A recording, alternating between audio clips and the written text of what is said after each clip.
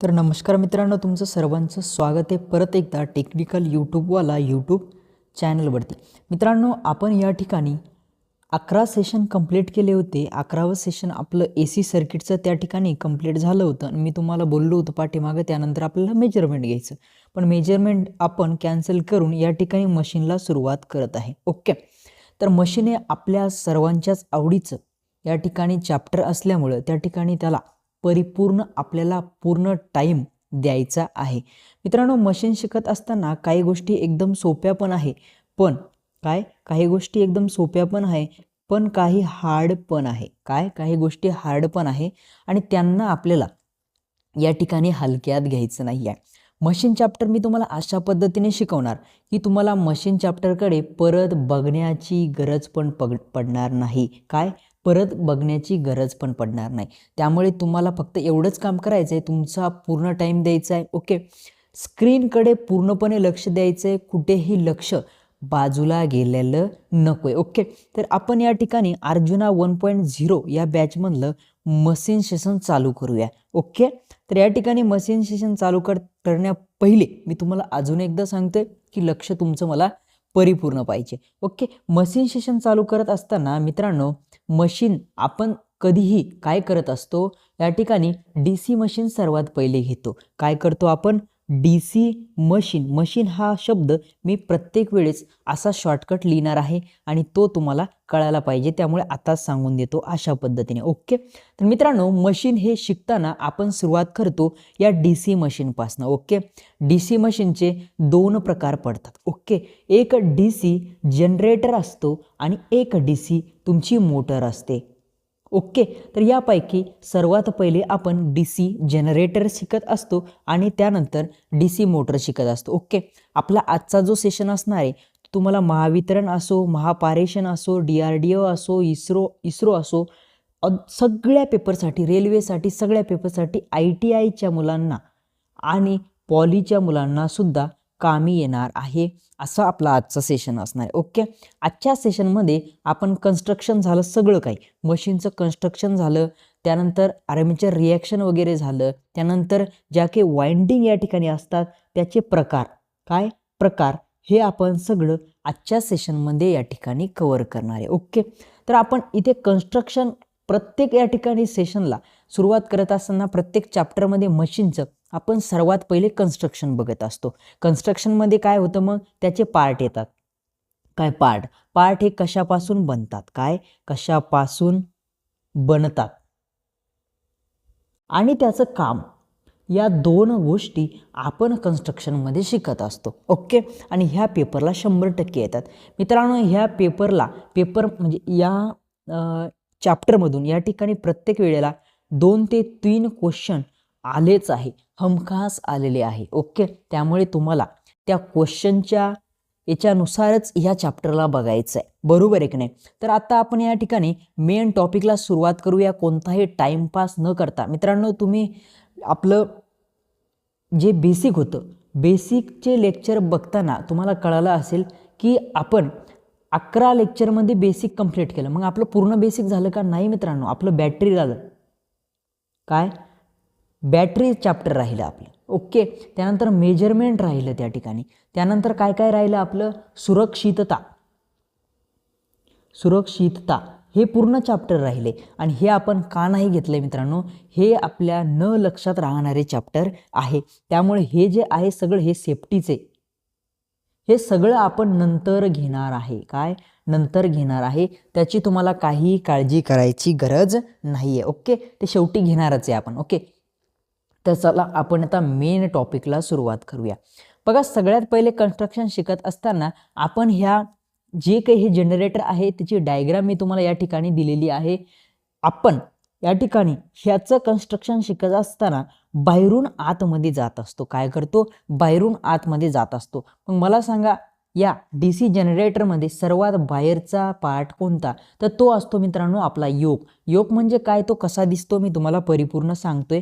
आपल्या समोरच्या स्लाइडमध्ये त्याची परिपूर्ण डायग्राम आहे. बघा, या ठिकाणी तुम्हाला योक दिसतोय तुम्हाला परिपूर्ण योक, याला म्हणतात मित्रांनो योक, म्हणजे सर्वात बाहेरचा पार्ट. आता ह्या पार्टचं काम काय आहे आणि हा पार्ट आपल्या DC मशीनच्या इंटरनल पार्टसाठी काय काम करतो? मित्रांनो, हा जो पार्ट आहे तो कशाचा बनलेला असतो? मेड. काय? मेड म्हणजे तो कशाचा बनलेला असतो? तर मित्रांनो, स्मॉल मशीनसाठी काय? स्मॉल मशीनसाठी त्याचं या ठिकाणी तो बनलेला जो असतो तो वेगळ्या याने बनलेला असतो आणि मोठ्या मशीनसाठी कोणत्या? लार्ज मशीनसाठी तो वेगळ्या याने बनलेला असतो. स्मॉल मशीनसाठी त्याला बनवल्या जातं कास्ट आयर्न पासून. कशापासून? कास्ट आयर्न पासून. आणि तेच जर लार्ज मशीनचा आपण जर विचार केला तर त्याला कास्ट स्टील पासून या ठिकाणी बनवल्या जातं. ओके, मोठ्या मशीनसाठी. ओके, तर हा मित्रांनो आपल्याला असा पेपरला प्रश्न विचारला जातो की जो आपला योक आहे, जी आपली फ्रेम आहे ती लॅमिनेशन केलेली असते का? तर या ठिकाणी जी आपली फ्रेम आहे, जो योक आहे तो लॅमिनेशन केलेला नसतो. काय? लॅमिनेशन केलेला नसतो. हा पेपरला प्रश्न येतो बरं का, त्यामुळे या ठिकाणी तुम्हाला सांगतो. बट मित्रांनो, जे काय आपलं DC जनरेटर आहे, काय? जनरेटर आहे जे की पॉवर इलेक्ट्रॉनिक्समध्ये वापरल्या जातं. काय? जे की DC जनरेटर असं आहे जे की पॉवर इलेक्ट्रॉनिक्समध्ये वापरल्या जातं, पॉवर इलेक्ट्रॉनिक्समध्ये वापरल्या जातं, त्याला या ठिकाणी लॅमिनेशन, काय? लॅमिनेशन केलेलं असतं. ओके, मग तुम्हाला लक्षात ठेवायचं आहे की जनरली जे काही DC जनरेटर असतं त्याला लॅमिनेशन केलेलं नसतं. बट जे पॉवर इलेक्ट्रॉनिक्समध्ये वापरल्या जातं, शॉर्टकट लिहिलंय पॉवर इलेक्ट्रॉनिक्स, त्याला लॅमिनेशन या ठिकाणी राजा हो केलेलं असतं. ओके, केलेलं असतं. इथपर्यंत तुम्हाला या ठिकाणी चांगल्या पद्धतीने लक्षात आलं. आता याचा यूज काय? हे जे योक आहे हा बाहेरील पार्ट आपल्या DC जनरेटरचा, याचा यूज काय? तर याचा यूज काय मित्रांनो? हे मशीनचं प्रोटेक्शन करतं. काय? प्रोटेक्शन कुणाचं? मशीनचं. याच्या आत जेवढे काही आपले पार्ट असणारे, मग त्यामध्ये आर्मेचर असणारे, कम्युटेटर असणारे, ब्रशेस असणारे वगैरे वगैरे, वाइंडिंग्स असणारे, या सगळ्यांचं प्रोटेक्शन करण्याचं काम कोण करतो? हा आपला योक करत असतो. बरोबर आहे का नाही? आणि योकवरती या ठिकाणी आय हुक तुम्हाला दिसते. आय हुक म्हणजे जेव्हा आपल्याला जनरेटर हँग करायचा आहे, उचलायचा आहे, तेव्हा या आय हुकला काहीतरी बांधून वगैरे आपण तो उचलू शकतो. त्यानंतर इथे एक बॉक्स असतो, टर्मिनल बॉक्स, ज्यामध्ये की आपले कनेक्शन केलेले असतात. ज्या की आतमध्ये वाइंडिंग असणारे, त्या वाइंडिंगचे कनेक्शन त्या ठिकाणी त्या टर्मिनल बॉक्समध्ये केले जातात. मित्रांनो, त्यानंतर फ्लक्सला रिटर्न पाथ प्रोव्हाइड करण्याचं काम सगळ्यात महत्त्वाचं. काय? फ्लक्सला रिटर्न पाथ प्रोव्हाइड करण्याचं काम योक करतो. रिटर्न पाथ कसा प्रोव्हाइड करत असेल बरं, मला सांगा बरं. आता रिटर्न पाथ प्रोव्हाइड करायचं जर तुम्हाला सांगायचं असेल तर तुम्हाला मला ह्या वरच्या डायग्राममध्ये घेऊन जावं लागेल. या ठिकाणी बघा, रिटर्न पाथ कसा प्रोव्हाइड करतो. या ठिकाणून जे काही फ्लक्स निघतात हे असे या ठिकाणी धडकतात जाऊन, परत असे येऊन परत इकडं. सेम तसंच या ठिकाणून जे निघले ते असे परत या ठिकाणून असे जाऊन परत. म्हणजे काय होतं मित्रांनो, तुमचे जे काही फ्लक्स आहेत ते काय होतात, या ठिकाणी गोल फिरतात सगळ्या याच्यामध्ये, काय? सगळ्या योकमध्ये. तर त्याला काय करतो? तो रिटर्न पाथ प्रोव्हाइड करण्याचं काम करत असतो. अशा पद्धतीने मित्रांनो हा होता तुमचा योक. यालाच काय म्हणता तुम्ही? फ्रेम म्हणतात. तो कशापासून बनलेला असतो? कास्ट आयर्न, कास्ट स्टील पासून. छोट्या आणि मोठ्या मशीनसाठी तुम्हाला लक्षात ठेवायचं. ओके, त्यानंतर तो लॅमिनेशन केलेला नसतो जनरली, फक्त पॉवर इलेक्ट्रॉनिक्समध्ये जो काही वापरायचा त्यासाठी तो लॅमिनेशन केलेला असतो. आणि तो कशासाठी वापरतात? त्या मशीनचं प्रोटेक्शन करण्यासाठी. त्यानंतर रिटर्न पाथ, काय? फ्लक्सचा रिटर्न पाथ प्रोव्हाइड करण्यासाठी त्याला वापरला जातो. तर तो रिटर्न पाथ फ्लक्स जे प्रोव्हाइड करतो ते किती फ्लक्स प्रोव्हाइड करतो? तर ते फ्लक्स प्रोव्हाइड करतो 5/2. हा खूप जास्त इम्पॉर्टंट या ठिकाणी पार्ट आहे. तो किती फ्लक्स प्रोव्हाइड करतो? तर 5/2 एवढे फ्लक्स त्या ठिकाणी प्रोव्हाइड करत असतो. ओके, हे झालं. आता हे झाल्यानंतर आपल्याला बघायचंय पोल कोअर आणि पोल शू. ओके, मग हे काय असतं बघा, पोल कोअर आणि पोल शू. आता हे दाखवण्यासाठी तुम्हाला मी सर्वात पहिले आपल्या जनरेटरची मेन डायग्राम दाखवतो बघा. आपल्या जनरेटरची ही जी काय आहे मेन डायग्राम आहे आणि मेन डायग्राममध्ये तुम्हाला या ठिकाणी दिसतंय बघा पोल शू. काय दिसतंय या ठिकाणी? Pole shoe. हे जे काही आपल्याला या ठिकाणी गोल सारखा असं टर्मिनल दिसतंय ना, तो तुमचा पोल शू आहे. आणि इथे जी फील्ड वाइंडिंग या ठिकाणी यांनी दाखवली ऑरेंज कलरची, ही फील्ड वाइंडिंग जी ह्या गुलाबी पार्टवरती बसवलेली आहे तो तुमचा फील्ड कोअर आहे. आणि त्या फील्ड कोअरवरतीच आपण काय करतो मित्रांनो, या ठिकाणी आपली फील्ड वाइंडिंग जिलाच आपण मेन वाइंडिंग त्या ठिकाणी म्हणतो ती बसवत असतो. मग हा पार्ट आपण आता एकदम अशा मोठ्या साईजमध्ये आणि कलरफुलमध्ये या ठिकाणी घेतला. ओके, आता यातला जो एवढा पार्ट आपला आहे, हा वाला एवढा पार्ट, हा सगळा पार्ट आपला आहे पोल कोअर. काय आहे? Pole core. पेपरला प्रश्न विचारला जातो की पोल कोअर लॅमिनेशन केलेले असते का?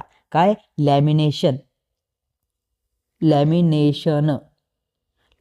केलेले असते का? तर लक्षात ठेवा, लॅमिनेशन केलेले नसते. काय? नसते. तुमचा जो पोल कोअर असतो तो लॅमिनेशन केलेला नसतो. फक्त मित्रांनो तुमचा काय हा जो गोल पार्ट दिसतोय ना तुम्हाला, हा इथला गोल पार्ट, हा एवढा, हा लॅमिनेशन केलेला असतो. तुमची पोल कोअर लॅमिनेशन केलेली नसते. आणि ही बनलेली कशाची असते मित्रांनो? तर ती बनलेली मेड अप. काय? Made up. तर ती बनलेली असते राजा या ठिकाणी कास्ट स्टील पासून. काय? कास्ट स्टील पासून बनलेली असते.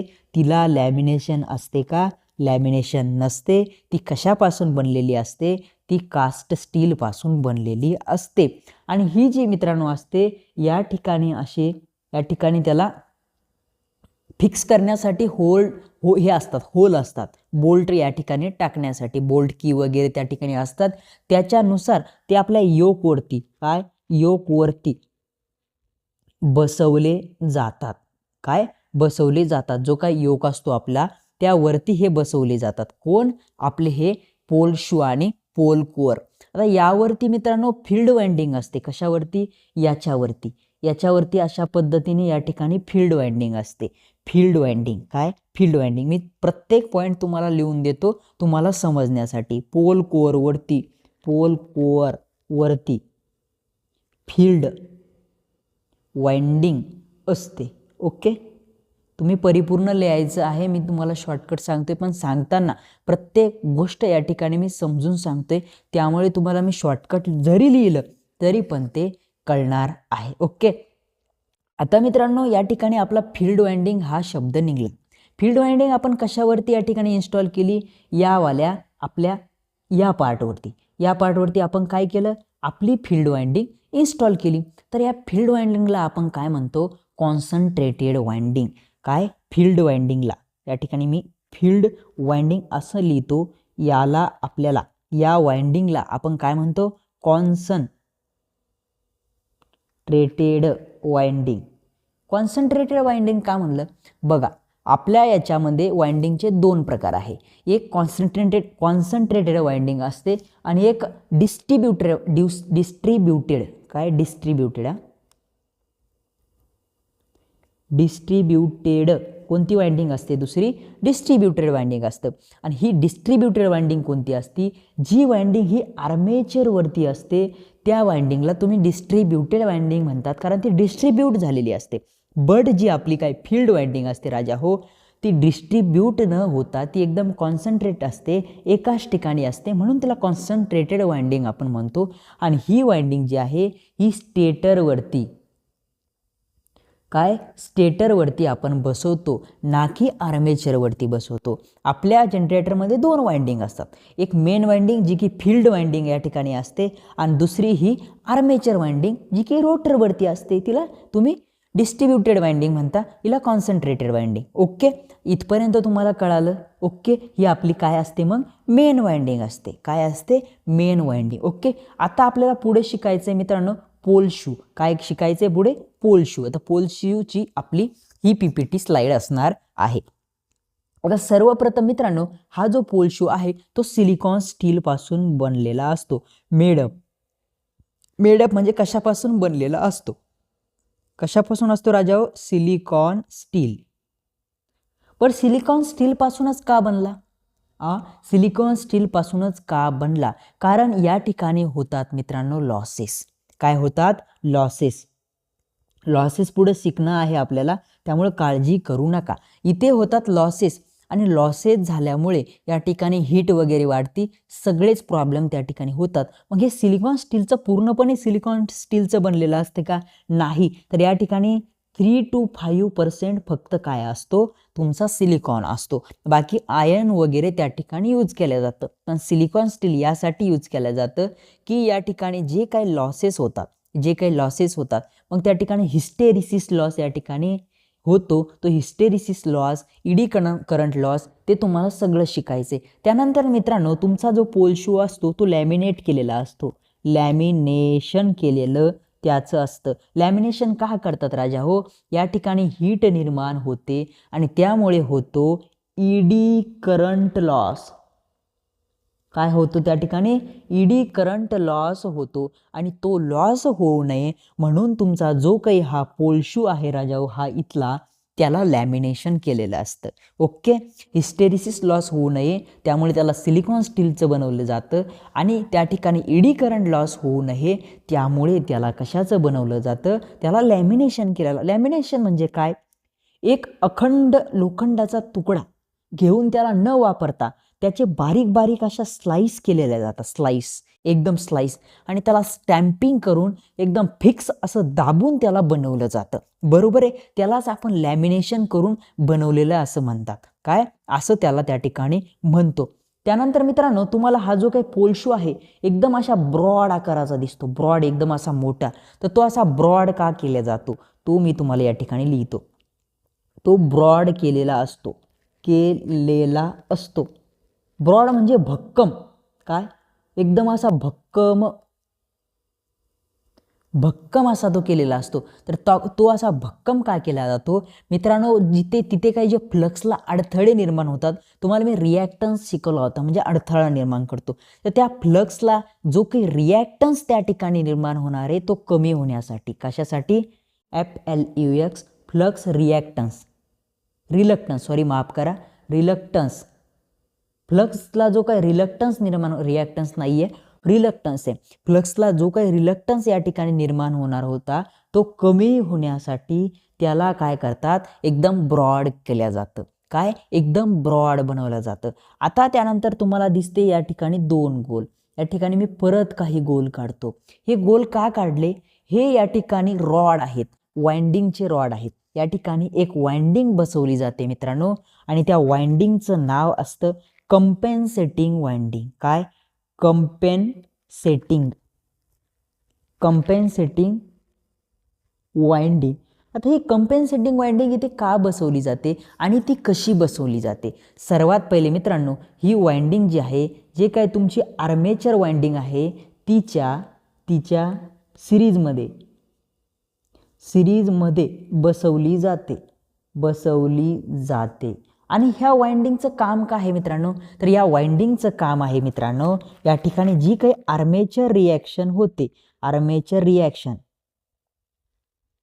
ओके, ती आर्मेचर रिॲक्शन कमी करण्याचं काम.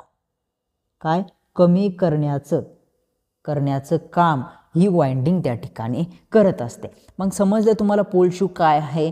पोल शूमध्ये एक वाइंडिंग असते, तिला आपण कंपेन्सेटिंग वाइंडिंग म्हणतो या ठिकाणी. आणि ही पूर्ण या ठिकाणी शॉर्ट केलेली असते. बघा, ही पूर्ण वाइंडिंग त्या ठिकाणी शॉर्ट केलेली असते. आणि ही जी वाइंडिंग आहे या ठिकाणी तुमच्या आर्मेचरच्या तुमच्या जी आर्मेचर आहे त्या आर्मेचरच्या या ठिकाणी सिरीजमध्ये जोडली जाते.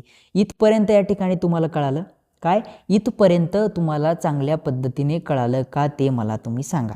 ओके. ती कशा सिरीजमध्ये कनेक्ट असते? कशाच्या?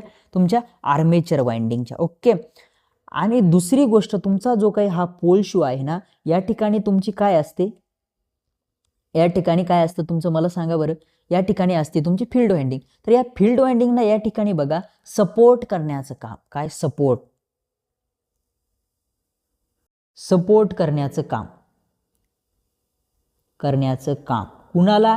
तुमच्या या फील्ड वाइंडिंगला सपोर्ट करण्याचं काम जे कोणी करत असेल त्याचं नाव आहे राजा हो पोल शू.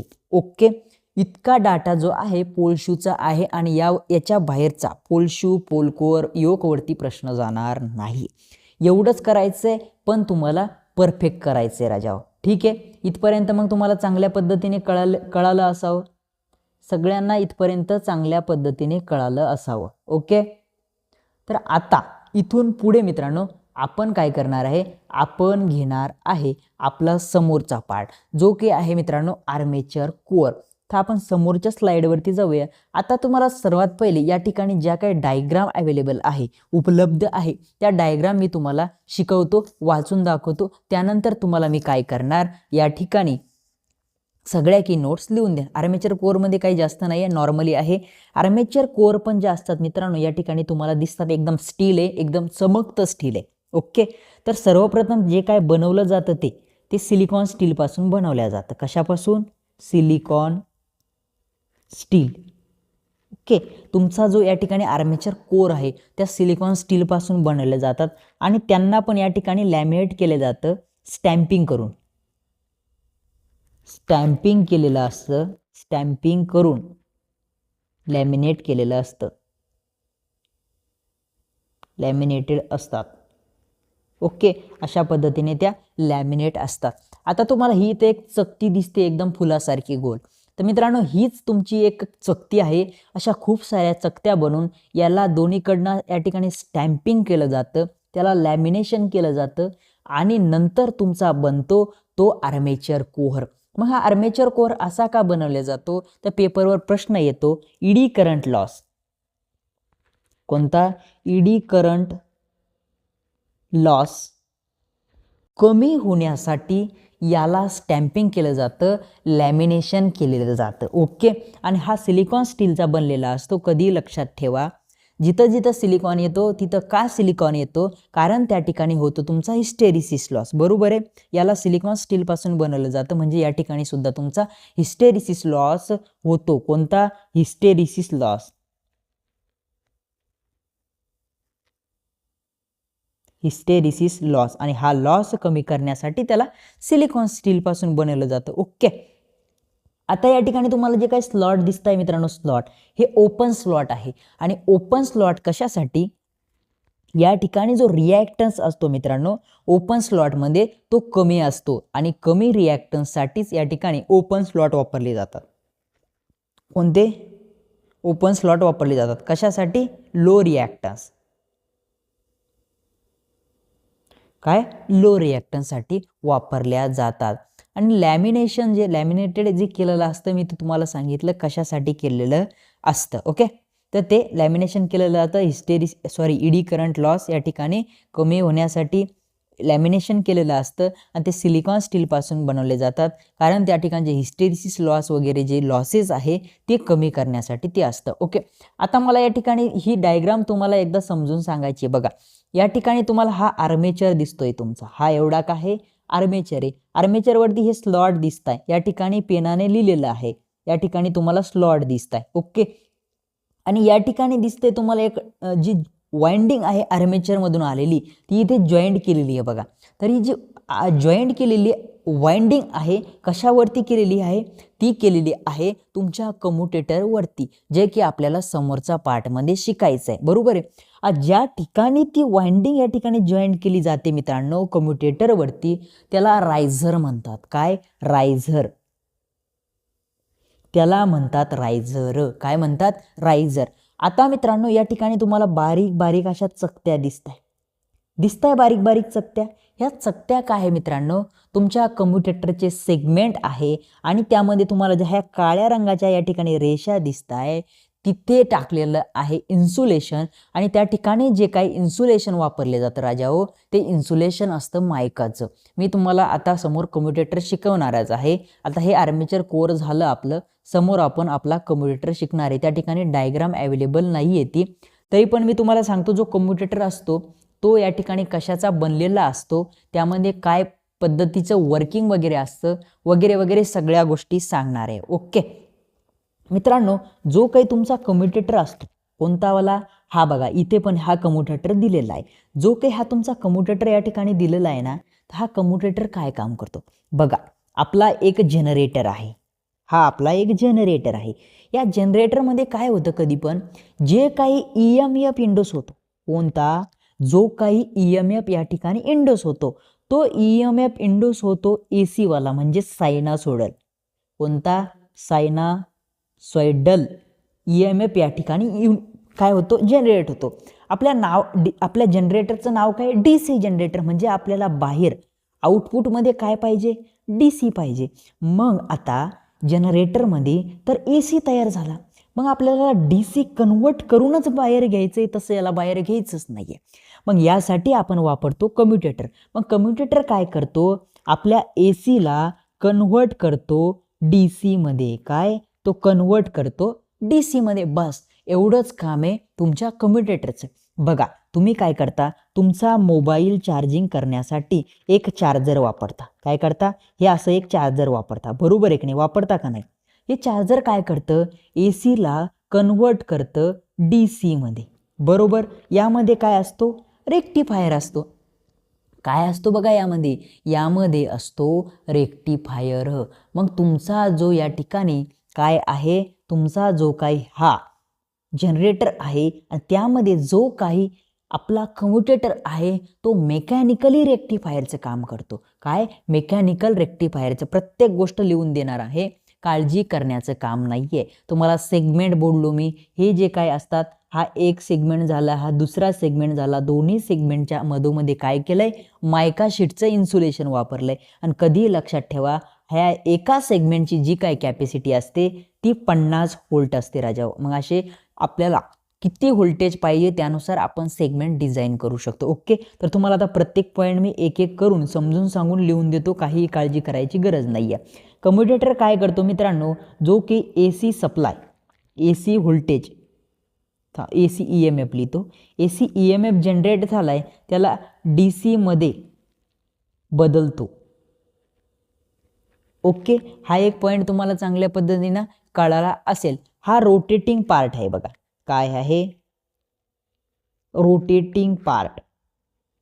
पेपरला प्रश्न आलेला आहे, तुमचा जो काही या ठिकाणी कम्युटेटर आहे तो स्टेशनरी पार्ट आहे, म्हणजे का एका ठिकाणी आहे का रोटेटिंग आहे. तर कधी लक्षात ठेवा, तुमचा जो हा कम्युटेटर असतो या ठिकाणचा हा वाला, तर हा कम्युटेटर जो काय तो रोटेटिंग असतो. काय असतो, रोटेटिंग असतो. आता त्यानंतर मित्रांनो तुम्हाला मी सेगमेंट बोललो, तर ते सेगमेंट जे आहे ते हार्ड ड्रोन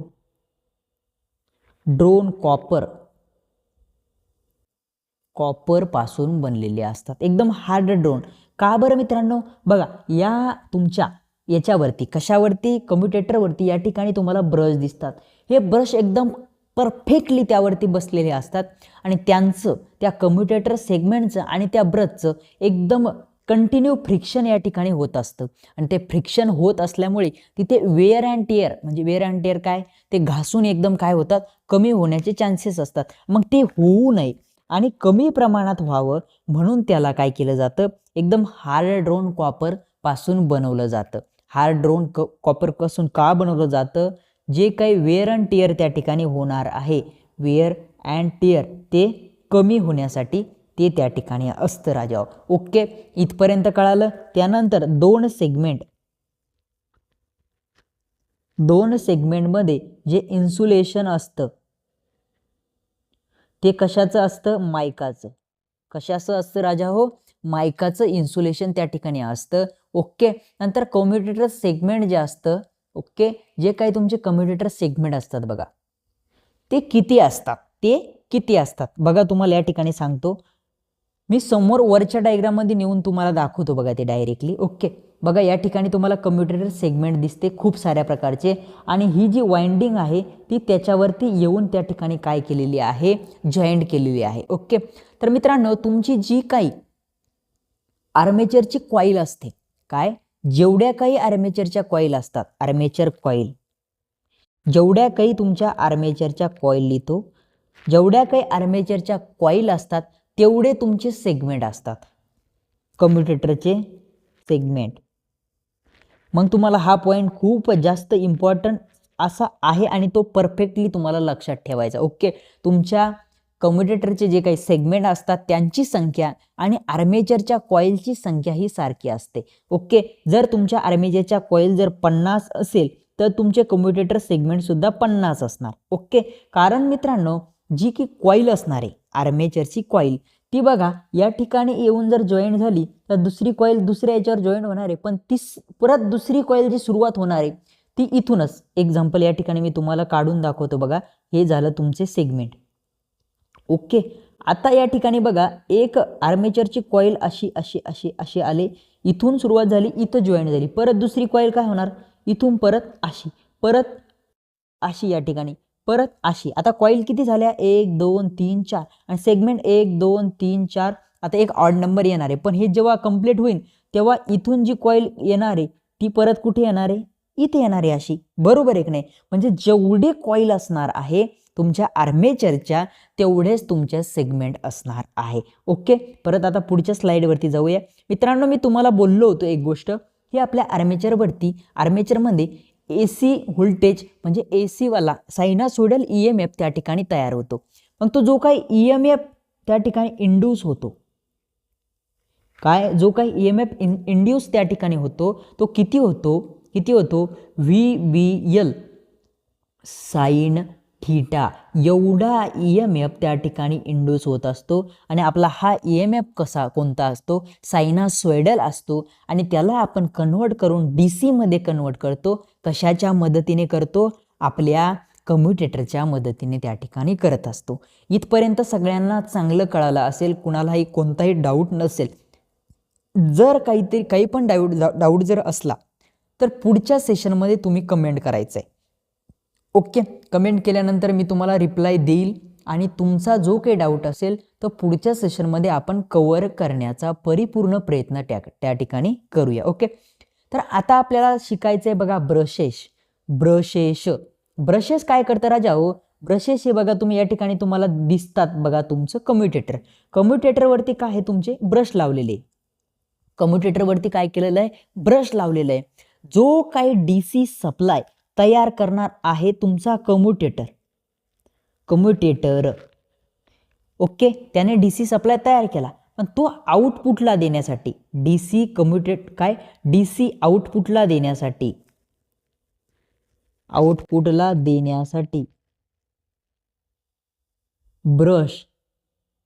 ब्रश वापरतात. ओके, कळालं मग तुम्हाला ब्रश कशासाठी वापरतात. या ठिकाणी ब्रश आहे आणि ब्रशला बाहेर कनेक्शन दिलेले असतात आणि इकडे तुमचा टर्मिनल बॉक्स. ओके, तर हा ब्रश काय करतो, मग तुमच्या कम्युटेटरवरती कंटिन्यू फ्रिक्शन करत असतो. या ठिकाणी सगळं ब्रशचं मेकॅनिझम मी तुम्हाला सांगितलंय बघा. या ठिकाणी काय आहे, स्प्रिंग आहे, कशासाठी, प्रेशर मेकॅनिझमसाठी. आणि प्रेशर या ठिकाणी दिलं जातं तुमच्या ब्रशवरती. हा ब्रश बॉक्स असतो आणि हे तुमच्या या ठिकाणी कम्युटेटरवरती एकदम फ्रिक्शन करत असतं. मी बोललो ना तुम्हाला वेअर अँड टेअर त्या ठिकाणी होतं, त्यामुळे तुमचा इथला जो काही कम्युटेटर असतो तो त्या ठिकाणी एकदम हार्ड ड्रोन कॉपर पासून बनलेला असतो. ओके, आता या ठिकाणी तुम्हाला स्लिप रिंग हे नाव एक दिसतंय. मग स्लिप रिंग का दिसतंय बघा मित्रांनो, तुमच्या जनरेटरमध्ये AC सप्लाय तयार होतो आणि तो ॲज इट इज जर तुम्हाला बाहेर AC जर लागत असला तर त्या ठिकाणी स्लिप रिंग वापरतात, ना की तुमचा कम्युटेटर त्या ठिकाणी वापरत नाही. जेव्हा आपल्याला AC जनरेटर शिकायचं आहे तेव्हा त्या ठिकाणी तुम्हाला स्लिप रिंग बघायला भेटेल, त्या ठिकाणी कम्युटेटर नसणार आहे. ओके, मग एकच या ठिकाणी चेंज असतो तुमच्या AC जनरेटर आणि DC जनरेटरमध्ये. DC जनरेटरमध्ये तुम्हाला बघायला भेटतो कम्युटेटर आणि बरोबर आहे, DC जनरेटरमध्ये तुम्हाला बघायला भेटतो कम्युटेटर आणि AC जनरेटरमध्ये तुम्हाला बघायला भेटती ही वाली स्लिप रिंग. ओके, इथं कळालं मग हा स्लिप रिंग शब्द काय आहे. मी या ठिकाणी ते मेकॅनिझम तिकडचं घेतलं. मेकॅनिझम हे सेमच असणार आहे, फक्त स्लिप रिंगच्या जागी या ठिकाणी काय असणार आहे, तुमचा कम्युटेटर असणार आहे. ओके, आता तुमचे हे ब्रशेस आपण या ठिकाणी बघितले, बरोबर आहे का नाही, मेकॅनिझम पण त्याचं बघितलं. हे बनलेले नेमके कशाचे असतात आणि हे असतात तरी कुठं, हे असतात तरी कुठं.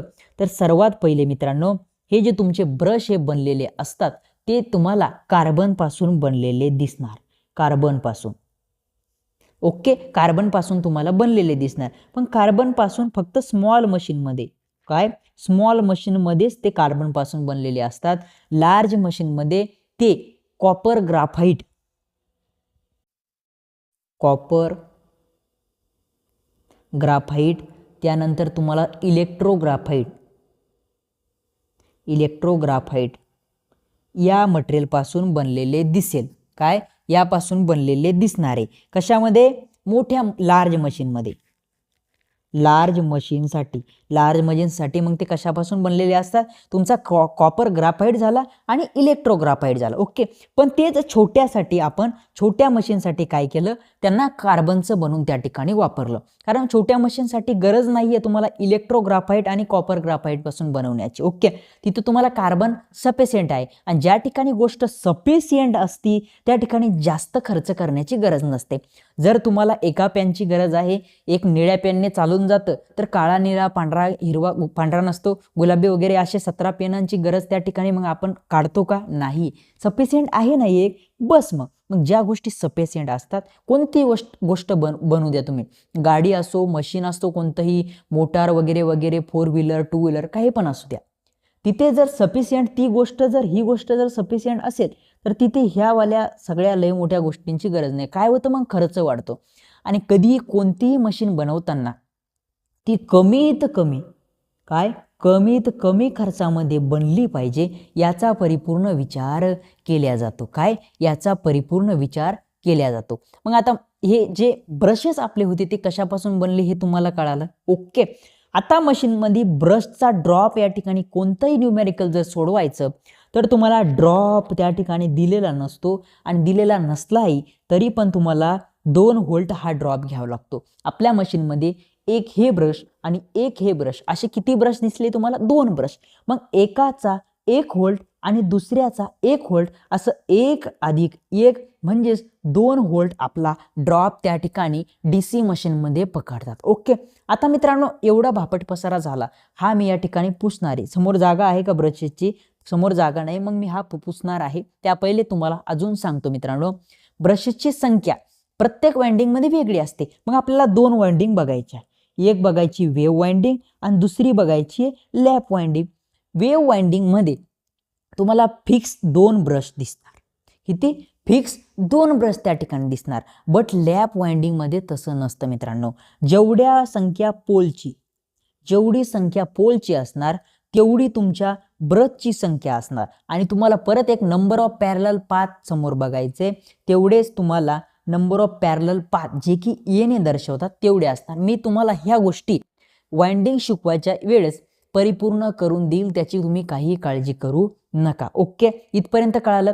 आता मित्रांनो हे जे काय ब्रशेस आहे ना, हे कुठे बसवलेले असतात त्याची एक भानगड खूप मोठी आहे जी की तुम्हाला लवकर लक्षात येत नाही. बघा या ठिकाणी एक डायग्राम दिसती, हा तुमचा आहे आर्मेचर, आतमधला आर्मेचर. ओके. आर्मेचर वाइंडिंग वगैरे आहे आणि या ठिकाणून दोन्हीकडनं या ठिकाणी पोल आहेत, त्याच्यावरती वाइंडिंग केलेलं आहे. ह्या निळ्या प्रकारच्या तुम्हाला वाइंडिंग या ठिकाणी दिसणार आहे.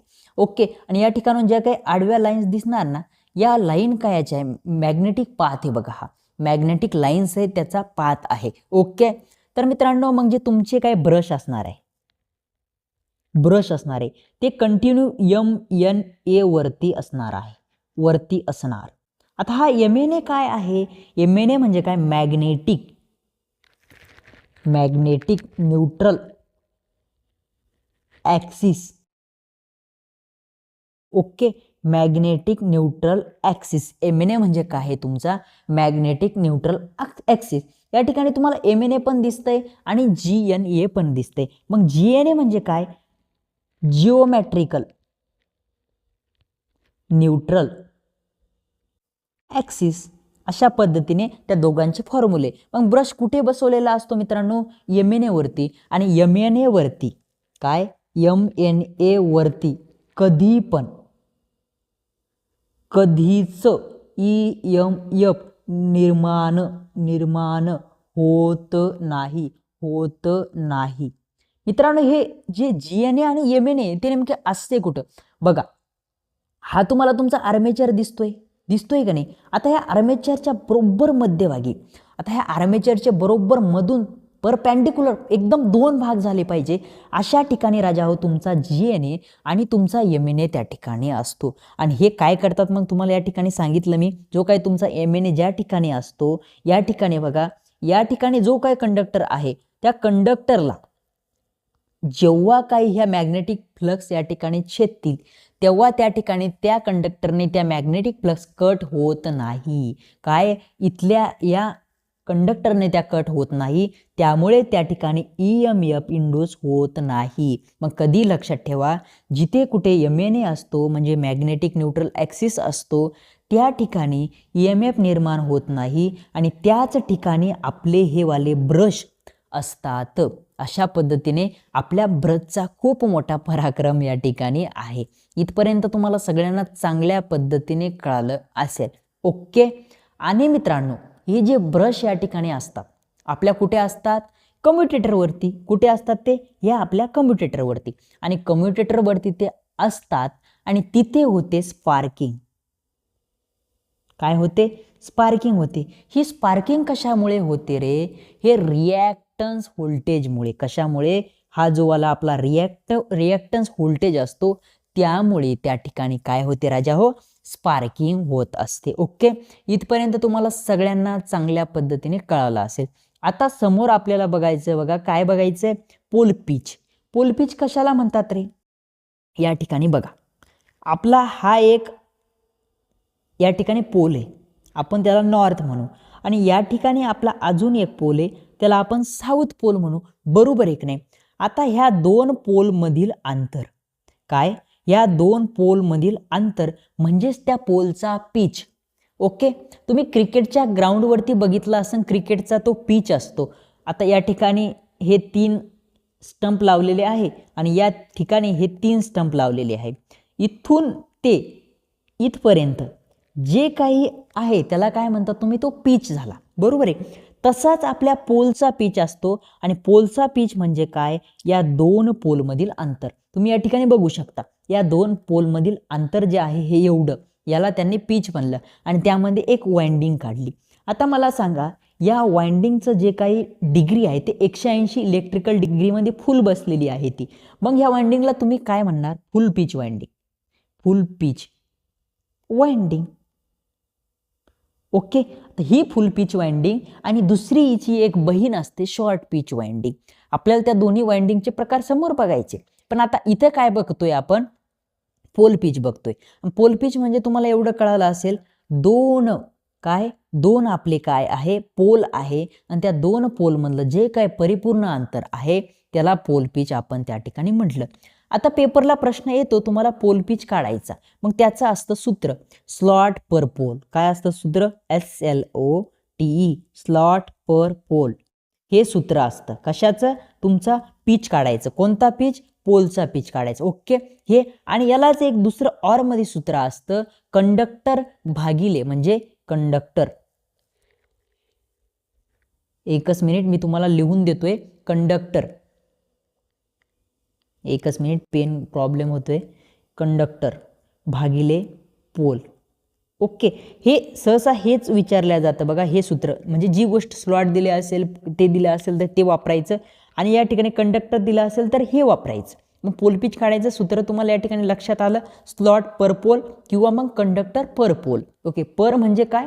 ते भागाकाराचं असतं. बरोबर आहे की नाही? आणि दोन पोलमधील जे अंतर असतं मित्रांनो, दोन पोलमधील अंतर हे किती असतं? काय? हे किती असतं?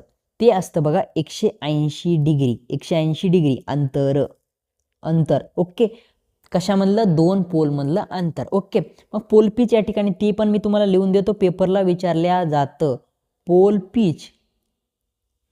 पिच बरोबर 180 डिग्री इलेक्ट्रिक. काय? Electrical pitch.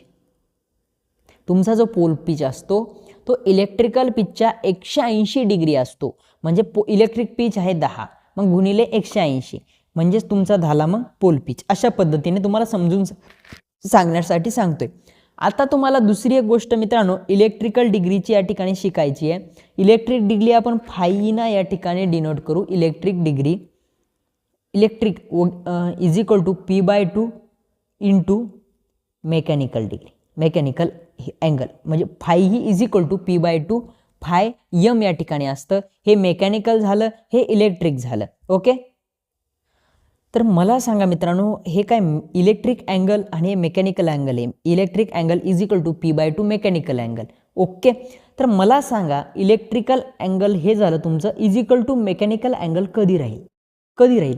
बघा, इथे जर पोलची किंमत तुम्ही जर 2 ठेवली 2/2 तर हे कॅन्सल होणार आहे, इथं 1 येणार आहे. तेव्हाच तुमचा मेकॅनिकल इलेक्ट्रिक अँगल आणि मेकॅनिकल अँगल हे बरोबर असणार आहे. हे तुम्हाला मी समोर शिकताना पण सांगणार आहे, त्याची काही काळजी करण्याची गरज नाही आहे. पण या ठिकाणी आता लक्षात ठेवा, electrical angle is equal to P/2 mechanical angle असतो. आणि जेव्हा पोलची संख्या 2 असेल तेव्हा इलेक्ट्रिकल अँगल आणि मेकॅनिकल अँगल हे सेम असणार आहे. ओके. अशा पद्धतीने तुमचा पोल पिच होता जो काही या ठिकाणी संपलेला आहे. आत्ता आपण सुरुवात करतोय बघा वाइंडिंगसाठी. मी तुम्हाला बोललो होतो, एक असते लॅप वाइंडिंग आणि दुसरी असते वेव्ह वाइंडिंग. सर्वात पहिले तुम्हाला या ठिकाणी दिसतीये लॅप वाइंडिंग. मित्रांनो, लॅप वाइंडिंग ही कशा पद्धतीने असते, या ठिकाणी गुंतागुंती तुम्हाला दिसते बघा. सर्वप्रथम तुम्हाला हे कळालं पाहिजे, ही गुंतागुंती दिसल्या तुम्हाला हे कळालं पाहिजे की तुमची जी काही लॅप वाइंडिंग असते ही सिरीज वाइंडिंग असते की पॅरलल. तर लक्षात ठेवा, तुमची जी काही ही वाइंडिंग असते ती पॅरलल असते. या ठिकाणी बघा ना, गुंतागुंती आहे. या ठिकाणी ही वाइंडिंग येऊन टेकली आणि तिथूनच दुसरी वाइंडिंग या ठिकाणी चालू झाली आहे. ओके. सिरीज कनेक्शन या ठिकाणी नसतंय. मग तुमच्या लॅप वाइंडिंगला मित्रांनो या ठिकाणी काय म्हणतात बघा, लॅप वाइंडिंगला काय म्हणतात? Parallel winding. Parallel winding. Okay. Parallel winding आपण म्हटलं. ओके. आता आपल्याला या ठिकाणी ए म्हणजे काय असतो, तुम्हाला पाठीमागं बोललो होतो, नंबर ऑफ पॅरलल पाथ. ठीक आहे. येला तुम्ही म्हणता नंबर ऑफ पॅरलल पाथ. तर आपल्याला नंबर ऑफ पॅरलल पाथ काढणं शिकायचं आहे. आता ए म्हणजे काय झाला तुमचा? Number of parallel path is equal to M × P. आता M म्हणजे काय आहे तुमचा, या ठिकाणी मी लिहून देतो. M म्हणजे मल्टिप्लिसिटी फॅक्टर असतो. Multiplicity factor. ओके. आणि तुमचा P म्हणजे असतो पोल. आता या ठिकाणून तुम्हाला या सूत्रानुसार तुम्हाला काढता येतं की तुमचा जो काही हा वाला नंबर ऑफ पॅरलल पाथचा ए आहे त्याची संख्या किती, ते तुम्हाला या ठिकाणून काढणं शिकायचंय. बघा, वाइंडिंगमध्ये कसं असतं माहिती आहे का? वाइंडिंग एक असते सिम्प्लेक्स, दुसरी असते डुप्लेक्स, तिसरी असते ट्रिप्लेक्स. इथपर्यंतच विचारल्या जातं, इथून पुढे विचारल्या जात नाही. मित्रांनो, जर वाइंडिंग सिम्प्लेक्स म्हणून तुम्हाला क्वेश्चनमध्ये दिलं तर तुम्हाला काय करायचंय? M = 1 ह्या वरच्या फॉर्म्युल्यात ठेवायचे. जर डुप्लेक्स दिली तर M = 2 ठेवायचे आणि ट्रिप्लेक्स दिली तर M = 3 या ठिकाणी ठेवायचे. बरोबर आहे का नाही? मग मला सांगा, आता तुम्हाला पोलची किंमत दिली आहे 2 आणि तुमची वाइंडिंग ही डुप्लेक्स आहे, तर या ठिकाणी नंबर ऑफ पॅरलल पाथ त्या ठिकाणी किती येतील सांगा बरं मला. मग या ठिकाणी नंबर ऑफ पॅरलल पाथ किती येण्यासाठी A = MP हा फॉर्म्युला तुम्हाला आला पाहिजे. M म्हणजे number of parallel path, duplex आहे आणि पोलची संख्या किती राजा? या ठिकाणी 2. इथं 2 ठेवून द्या. आणि M म्हणजे डुप्लेक्स म्हणजे या ठिकाणी 2 असणार आहे, मग इथं 2 घेऊ. मग नंबर ऑफ पॅरलल पाथची संख्या या ठिकाणी किती येणार आहे? 4 ही येणार आहे. ओके. मग या ठिकाणी लॅप वाइंडिंगमध्ये अजून एक गोष्ट लक्षात ठेवा की जी या ठिकाणी सिम्प्लेक्स जर असेल, डायरेक्टली सिम्प्लेक्स जर असेल तर तुमच्या याची जी संख्या असते ब्रशची, ती ब्रशची पोलच्या संख्ये एवढी असते. म्हणजे जेवढे तुमचे पोल असणार तेवढी तुमचे ब्रश असणार आणि तेवढेच तुमचे नंबर ऑफ पॅरलल पाथ असणार. ओके. पण ते जर पुढे डुप्लेक्स असलं, ट्रिप्लेक्स असलं, वगैरे वगैरे जर असलं तर मग ह्या नंबर ऑफ पॅरलल पाथची संख्या चेंज होते. ब्रशची संख्या ही जेवढे पोल असते तेवढीच असते, बट ह्या number of parallel path is equal to जो ए आहे तुमचा, मिनिंग ए, त्याला या सूत्रानुसारच त्याच्या किमती त्या ठिकाणी निघत्या. मग इथपर्यंत तुम्हाला कळालं की हा आहे तुमचा number of parallel path. Okay. आणि अशा पद्धतीने सिम्प्लेक्स झाला, डुप्लेक्स झाला, ट्रिप्लेक्स झाला, याचे या ठिकाणी हे बनत असतात. मग आता जर आपण कंटिन्यू पोलची संख्या 2 ठेवली, जर 2 ठेवली तर या ठिकाणी सिम्प्लेक्समध्ये या ठिकाणी नंबर ऑफ पॅरलल पाथ किती येईल? 2च येणार आहे. आता या ठिकाणी डुप्लेक्समध्ये किती आला आपला? 4 आला. बरोबर आहे की नाही? ट्रिप्लेक्स म्हणजे 3 आणि पोल किती आहे? 2 गुणिले 2, 3 2 6. अशा पद्धतीने तुमचं येणार आहे. ओके. मग या ठिकाणी जेव्हा पोल चेंज होतील तेव्हा मग या ठिकाणी पोलची किंमत चेंज होईल आणि तशा पद्धतीने काय होईल? मग तुमचे नंबर ऑफ पॅरलल पाथच्या किमती या ठिकाणी चेंज होणार आहे. इथपर्यंत तुम्हाला परिपूर्ण कळालं, पण हे लक्षात ठेवा की तुमच्या ब्रशेसची संख्या जेवढी काही पोल असणार आहे तेवढीच असणार आहे. आता वेव्ह वाइंडिंगमध्ये हे सगळे नियम उलटे आहे, त्यामुळे तुमचं कन्फ्युजन होईल. लॅप वाइंडिंगमध्ये जी की ब्रशची संख्या असती ती नंबर ऑफ पॅरलल पाथ जे काही पोल आहे तेवढीच असते, बरोबर आहे की नाही. वेव्ह वाइंडिंगमध्ये ब्रशेसची संख्या फिक्स वगैरे असते, ते मी तुम्हाला तिथं बोलणार आहे. आता तुम्हाला कम्युटेटर पिच या ठिकाणी शिकायचे. ओके, लॅप वाइंडिंगमध्ये समोर हे आहे ना, आहे बघा. आता तुम्हाला शिकायचं आहे मित्रांनो कम्युटेटर पिच. कम्युटेटर पिच जो आहे YC या अक्षराने आपण दर्शवतो, बरोबर आहे की नाही. मग त्यामध्ये असतं राजा हो, एक असतो प्रोग्रेसिव्ह आणि दुसरा असतो रिट्रेग्रेसिव्ह. एक प्रोग्रेसिव्ह आणि एक रिट्रेग्रेसिव्ह. ओके, तर प्रोग्रेसिव्हला तुम्ही ॲडिंग करता म्हणजे तो प्लस असतो, आणि रिट्रेग्रेसिव्ह मायनस म्हणजे पाठीमागचा. हा समोरचा आणि हा पाठीमागचा. अशा पद्धतीने तुम्हाला लक्षात ठेवायचं आहे. मग मित्रांनो प्रोग्रेसिव्हमध्ये तुम्हाला या ठिकाणी त्याची किंमत काय ठेवावी लागते, +2m त्या ठिकाणी असते, आणि रिट्रेग्रेसिव्हची -2m म्हणजे हा पाठीमागे आणि हा समोर. मग या ठिकाणी कम्युटेटर पिच प्रोग्रेसिव्ह आणि रिट्रेग्रेसिव्ह कशा पद्धतीने तुम्हाला त्या ठिकाणी कळालं. ओके, आता वाइंडिंग पिच आणि एक डायग्राम तुम्हाला मी काढून दाखवतो. इथे जी डायग्राम आहे ना त्यातच समजून सांगतो. ओके, तर मित्रांनो या ठिकाणी बघा, डायग्रामच काढतो. वेगळी डायग्राम काढली म्हणजे तुम्हाला चांगल्या पद्धतीने ते कळेल बघा. ओके, तेवढे काही माझी ड्रॉइंग भारी नाही आहे, पण मी काढण्याचा प्रयत्न करतो. ठीक आहे, ही एक वाइंडिंग झाली. ओके, आणि अजून परत एक दुसरी वाइंडिंग मी काढतो अशा पद्धतीने. ठीक आहे, ही झाली आपली दुसरी वाइंडिंग. ओके, हे त्याचे टर्मिनल खाली त्या ठिकाणी आले बघा. आता या ठिकाणी काय असतं माहिती आहे का, फ्रंट पिच असतो, बॅक पिच असतो, वाइंडिंग पिच असतो. तर मित्रांनो वाइंडिंग पिच कोणता तुमचा, हा जो इथला वाला आहे तो तुमचा वाइंडिंग पिच मी YW या अक्षराने दर्शवतो. ठीक आहे, त्यानंतर असतो बघा हा वाला समोरचा. हा काय आहे, हा समोरचा आहे, आणि हा समोरचा असल्यामुळे आपण याला काय म्हणतो, बॅक पिच म्हणतो. याला म्हणतो आपण फ्रंट पिच. काय म्हणतो याला, फ्रंट पिच. याला काय म्हटलं आपण, फ्रंट पिच.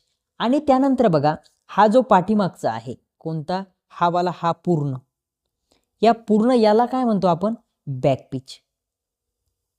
ओके, अशा पद्धतीने कशाला बॅक पिच म्हणायचं, कशाला फ्रंट पिच म्हणायचं, कशाला वाइंडिंग पिच म्हणायचं, हे तुम्हाला या डायग्राममधून कळालं. ओके, आता वाइंडिंग पिच मी कशाने दर्शवलं, या ठिकाणी वाइंडिंग पिच मी YW ने दर्शवलं, बरोबर आहे. कशाने दर्शवलं, YW ने. तर या ठिकाणी वाइंडिंग पिचचा फॉर्म्युला असतो, जो की तुमचा वाइंडिंग पिच असतो तो कम्युटेटर पिचच्या डबल या ठिकाणी असतो. या ठिकाणी याला काय, YC म्हणजे कम्युटेटर पिच. या ठिकाणी मी लिहिलं होतं ना वरती YC. ओके, मी या ठिकाणी लिहितो बघा, YC बरोबर कम्युटेटर पिच. ओके, YW बरोबर वाइंडिंग पिच. ओके, त्यानंतर YF बरोबर फ्रंट पिच. ओके, आता फ्रंट पिच इथं पिच. ओके, आणि YB बरोबर बॅक पिच. अशा पद्धतीने या ठिकाणी हे यांचं फुल फॉर्म आहे, बॅक पिच, फ्रंट पिच. काय मग तुम्हाला वाइंडिंग पिच कळायला किती असतो, 2YC. YC म्हणजे काय, कम्युटेटर पिच तुमचा त्या ठिकाणी असणार आहे. इथपर्यंत तुम्हाला कळालं लॅप वाइंडिंगचं. ओके, यामध्ये नॉर्मली फॉर्म्युले असणार आहे, ते तुम्हाला या ठिकाणी कळायला थोडं मुश्किल जाईल, जड जाईल, पण काही प्रॉब्लेम नाही आहे. थोडं जड गेलं तरी पण तुम्ही जेव्हा काही रिव्हिजन करणार तेव्हा ह्या सगळ्या गोष्टी तुम्हाला 100% येणार मित्रांनो. काय, 100% येणारच, याची मी तुम्हाला परिपूर्ण खात्री देतो. ओके, आता समोर आपल्याला वेव्ह वाइंडिंग बघायची. वेव्ह वाइंडिंग बघण्याच्या पहिले या ठिकाणी खूप सारे अजून गोष्टी राहिल्या. लॅप वाइंडिंग आपण कशासाठी वापरतो, लॅप वाइंडिंग कशी आहे, काय आहे, कशी बनते, वगैरे वगैरे सगळ्या गोष्टी. हे कट करतोय, लिहिलं नसेल तर या ठिकाणी तुम्ही व्हिडिओ पाठीमागं घेऊन लिहून घ्या, किंवा मग स्क्रीनशॉट पाठीमागे घेऊन एकदा काढून घ्या. ओके मित्रांनो, आपली जी लॅप वाइंडिंग असते ती पॅरलल असते. पॅरलल असल्यामुळे इथे जे पाथ जे असतात मित्रांनो, हे खूप सारे पाथ असतात. मग जर खूप सारे पाथ असेल तर या ठिकाणी करंट जो असणार आहे राजा हो, तो जास्त असणार आहे आणि व्होल्टेज कमी असणार आहे. मग कधी लक्षात ठेवा, तुमची जी लॅप वाइंडिंग आहे ती वापरली जाते कशासाठी? जास्त व्होल्टेज आणि जास्त करंट आणि कमी व्होल्टेजसाठी. मग या ठिकाणी मला सांगा, करंट जास्त आहे, मग कंडक्टरची साईज कशी पाहिजे? बघा, हा एक पॉईंट झाला आपला. काय आहे? करंट आपला जास्त आहे म्हणून जे कंडक्टर असणार आहे तिथे, कंडक्टर त्याची साईज ही जास्त असणार आहे. म्हणजे कशी? जाड असणार आहे. ते कसे असणार आहे राजा हो? ते जाड असणार आहे. ओके. आणि लॅप वाइंडिंगला आपण पॅरलल वाइंडिंग म्हणलं, मी आता पहिलेच सांगितलं. पॅरलल वाइंडिंग म्हणलं म्हणजे याचे नंबर ऑफ पॅरलल पाथ एक कसे असणार आहे? जास्त असणार आहे. आणि ते पाथ जास्त म्हणूनच तुमचा करंट कसा? जास्त. आणि व्होल्टेज त्याच्या अपोजिट कमी. आणि करंट जास्त आहे म्हणून त्या ठिकाणचे कंडक्टर जे असणार आहे जाड असणार आहे. इथपर्यंत तुम्हाला सगळ्यांना समजलं? ठीक आहे. मग आता नंबर ऑफ पॅरलल पाथ हे खूप जास्त असल्यामुळे या ठिकाणी काय होतं मित्रांनो, जो काही करंट आहे तो असमान फ्लो होतो. मग याला नीट करण्यासाठी काहीतरी करावं लागेल ना. मग याला नीट करण्यासाठी वापरली जाते तुमची इक्वलायझर रिंग, EQU,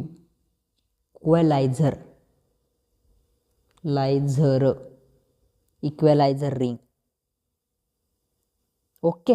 ही इक्वलायझर, हे एल आहे, एल ए स्पेलिंग मिस्टेक आहेत, पण तुम्ही या ठिकाणी उच्चारानुसार समजून घ्या. मराठीमध्ये आणि इंग्लिशमध्ये दोन्हीमध्ये पण लिहून ठेवा, कारण 4-5 दिवसांनी परत वाचायला गेलं की तुम्हाला येत नाही. ओके. ही काय मग या ठिकाणी इक्वलायझर रिंग वापरली का?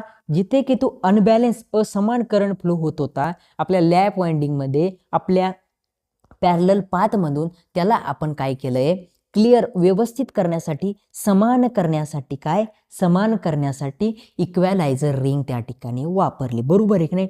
इथपर्यंत होती आपली लॅप वाइंडिंग. जास्त करंटसाठी, कमी व्होल्टेजसाठी वापरल्या जाते वगैरे वगैरे. लॅप वाइंडिंगला आपण पॅरलल वाइंडिंग त्या ठिकाणी म्हणतो. हे 2 प्रश्न हमखास पेपरला आजपर्यंत आलेले आहेत आणि इथून पुढे पण 101% मी ग्वाही देतो, बॉन्डवरती लिहून देतो वाटलंच तर, हे प्रश्न पेपरला येतातच. या दोन्ही वाइंडिंग ज्या काही आहे, लॅप वाइंडिंग आणि वेव्ह वाइंडिंग, त्यावरती पेपरला प्रश्न येतातच. ओके. आता आपल्याला समोर शिकायचं मित्रांनो वेव्ह वाइंडिंग. आता वेव्ह वाइंडिंग जेव्हा तुम्हाला दिसते तेव्हाच कळते तुम्हाला या अशा पद्धतीने ही सिरीज वाइंडिंग असते. तर या वाइंडिंगला तुम्ही काय म्हणता? मग सिरीज वाइंडिंग म्हणतात. Series winding. ओके. म्हटलं, मग तुम्ही नामकरण केलं या वाइंडिंगचं. वेव्ह वाइंडिंगचं तुम्ही नामकरण केलं. या वाइंडिंगला काय म्हणता तुम्ही? Wave winding. मित्रांनो, याचा जो फ्रंट पिच असतो ना आणि जो काही बॅक पिच असतो ते समान असतात. या ठिकाणी बघू शकता तुम्ही, हे जे काही पिच आहे, हे वाले पिच, हे तुम्हाला कसे दिसतात मला सांगा बरं. कशा पद्धतीने दिसतात? तुमचा फ्रंट पिच झाला हा वाला, हा झाला तुमचा फ्रंट पिच. आणि त्याच्या मागे आहे तुमचा परत हा एवढा इथला, हे झालं तुमचं बॅक पिच. काय झाला तुमचा? Back pitch. ओके. आणि हा पूर्ण जो एवढा मोठा असणार आहे तो तुमचा या ठिकाणी वाइंडिंग पिच, रिट्रेग्रेसिव्ह पिच म्हणतात त्याला, ते या ठिकाणी तुमचा वाइंडिंग पिच झाला. कोणता? हा वाला या ठिकाणी. ठीक आहे. एवढं कन्फ्युजन नका करू, काही गरज पण नाही तुमच्यासाठी. ठीक आहे. बॅक पिच कोणता आणि फ्रंट पिच कोणता एवढं कळालं तुम्हाला? ओके. हे दोघं फक्त कसे असतात? वेव्ह वाइंडिंग मध्ये समान असतात. कसे असतात वेव्ह वाइंडिंग मध्ये? हे समान त्या ठिकाणी असतात. ओके. आता काही आर्मेचर स्लॉट जे असतात मित्रांनो ह्या वाइंडिंगचे, ते रिकामे असतात. रिकामे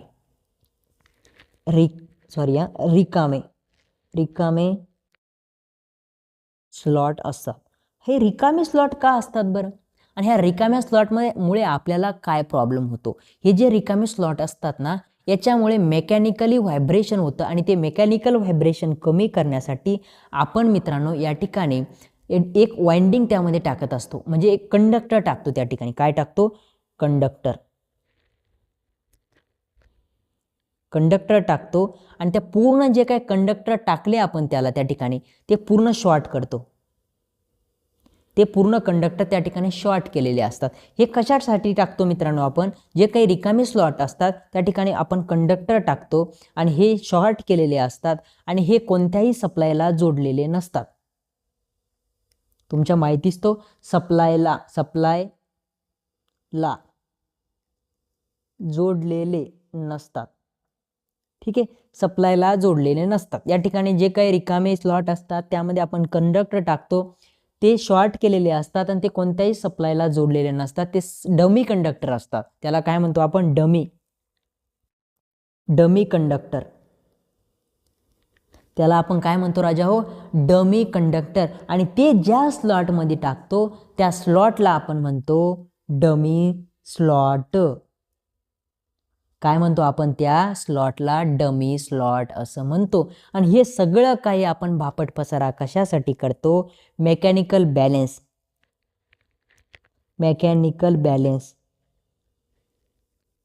लेन्स राहण्यासाठी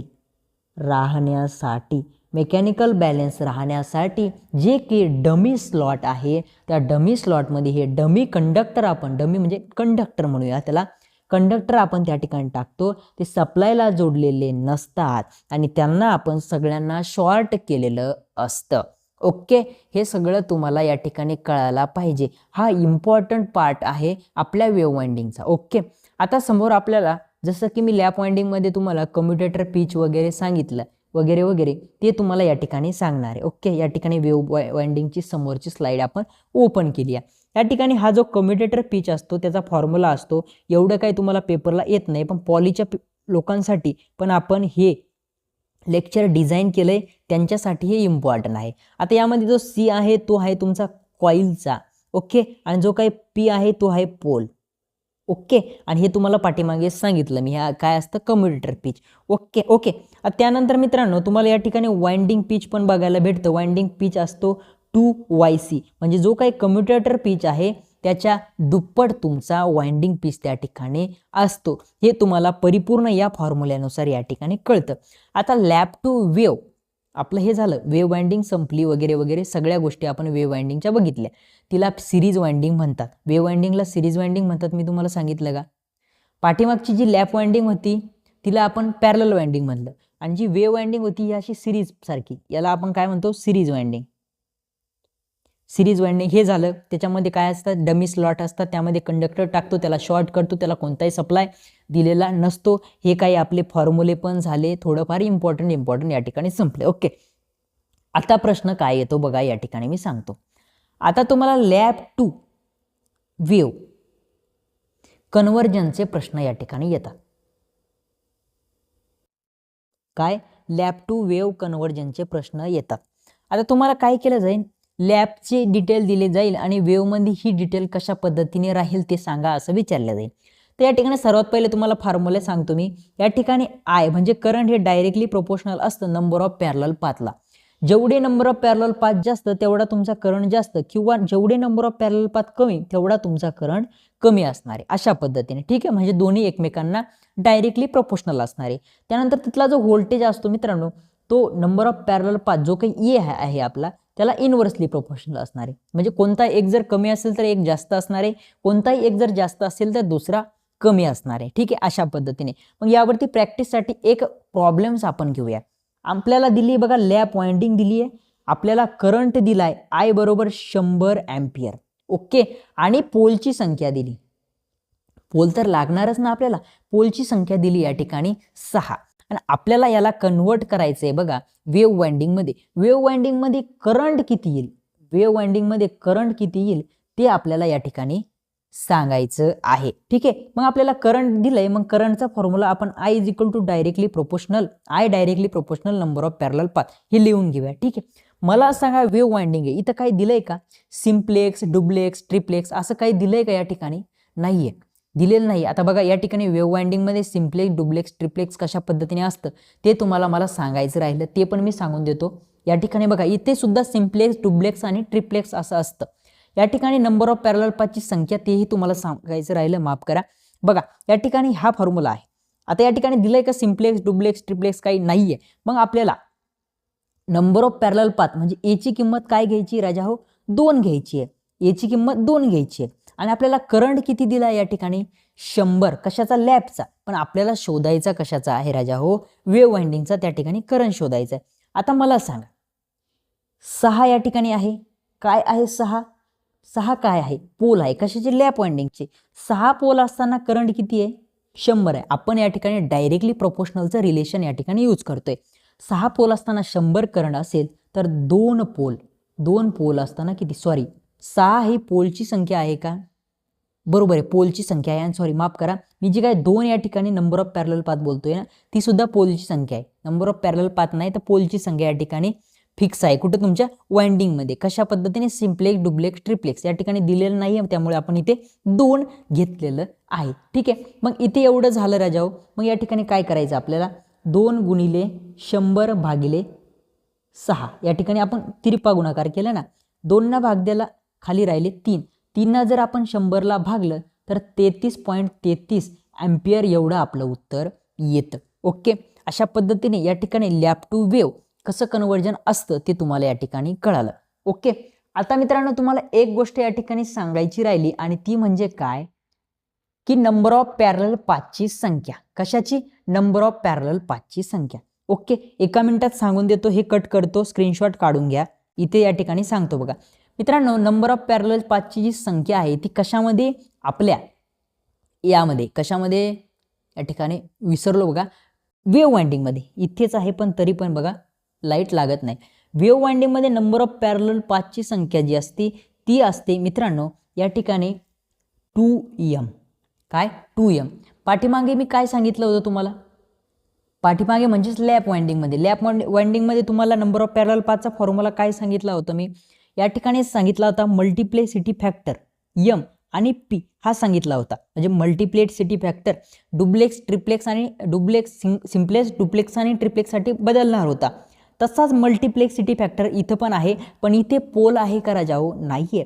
लॅप वाइंडिंग मध्ये कधी लक्षात ठेवा, सिम्प्लेक्स असेल, सिम्प्लेक्स जर असेल तर तुमचा नंबर ऑफ पॅरलल पाथची संख्या जी आहे, आता फॉर्म्युला काय? A is equal to MP.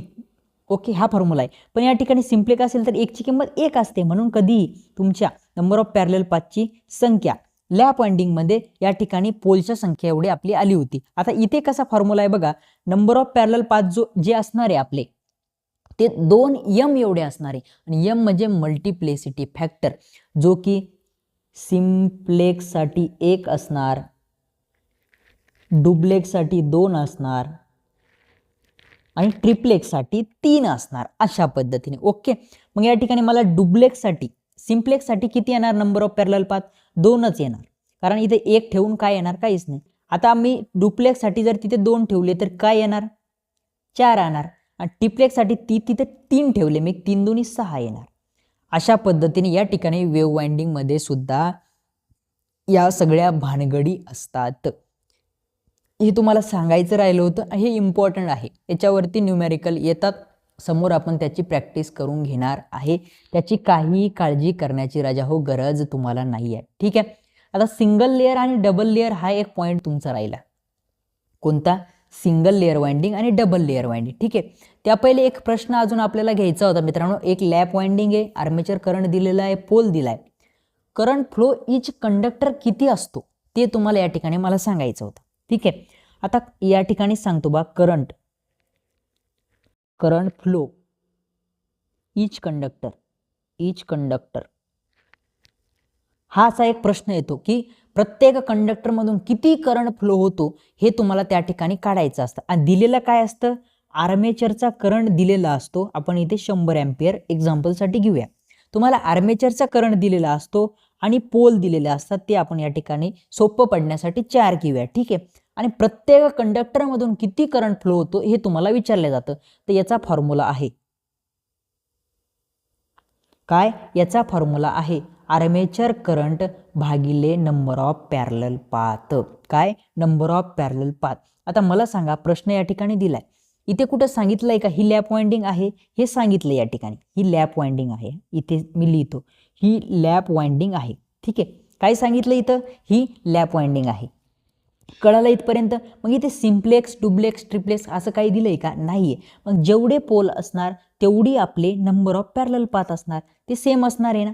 असणार आहे का नाही मला सांगा? असणार आहे. ठीक आहे, मग या ठिकाणी पोलची संख्या किती आहे? 4 आहे. मग आपल्या नंबर ऑफ पॅरलल पाथची संख्या पण काय असणार? 4 असणार. आणि आर्मेचर करंट आपल्याला या ठिकाणी दिला, मग सूत्रात ठेवून देऊया. काय आर्मेचर करंट 100 आहे आणि नंबर ऑफ पॅरलल पाथची किंमत आपल्याला काय भेटली 4. 4 100ला भाग दिला तर आपलं उत्तर येणार आहे 25 अँपिअर. मग प्रत्येक कंडक्टरमधून जो काही करंट फ्लो होणार आहे राजा हो तो 25 अँपिअर त्या ठिकाणी होणार आहे. मग करंट फ्लो इच कंडक्टर हे तुम्हाला कळालं. त्यानंतर मी तुम्हाला पाठीमागे सांगितलं lap to wave conversion, current आणि व्होल्टेज कसं काढायचं, त्यातला करंटचा एक न्यूमेरिकल आपण घेतला, हे पण झालं. आता यानंतर आपल्याला अजून एक न्यूमेरिकल बघायचं आहे. टोटल आर्मेचरचा रेझिस्टन्स काढण्याचे एक सूत्र आहे, टोटल आर्मेचर रेझिस्टन्स. ठीक आहे, ते तुम्हाला एकदा सांगून देतो. Total armature resistance. ठीक आहे, टोटल आर्मेचर रेझिस्टन्स काढण्याचं सूत्र आहे. आता हा झाला आर्मेचरचा रेझिस्टन्स आर आहे. या ठिकाणी एक्स झेड असतो भागिले नंबर ऑफ पॅरलल पाथचा वर्ग असतो. एक्स म्हणजे काय असतो मित्रांनो, या ठिकाणी रेझिस्टन्स वन कंडक्टर, एका वन कंडक्टरचा रेझिस्टन्स. ओके, एका कंडक्टरचा रेझिस्टन्स म्हणजे तुमचा एक्स झाला. झेड म्हणजे नंबर ऑफ कंडक्टर, म्हणजे किती कंडक्टर आहे, नंबर ऑफ कंडक्टर.